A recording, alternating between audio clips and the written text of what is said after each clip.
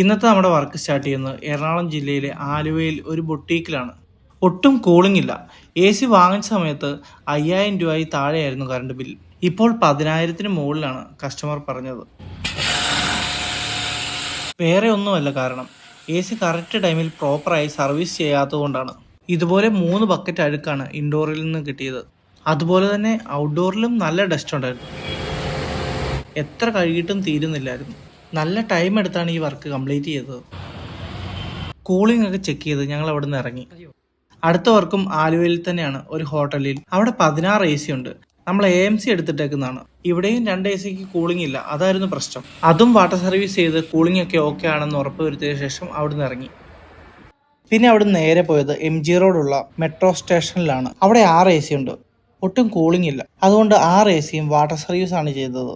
നമ്മൾ 3 മാസം കൂടുമ്പോൾ റെഗുലറായി സർവീസ് ചെയ്യുന്ന ACകളാണിത്. എന്നാലും ഇതിലെ ഡസ്റ്റ് വളരെ കൂടുതലാണ്. നല്ല ടൈം എടുത്തു ഈ വർക്ക് തീരാൻ. അപ്പോഴത്തേക്കും രാത്രി 9 മണിയായി. പിന്നെ നേരെ വീട്ടിലേക്ക് പോയി.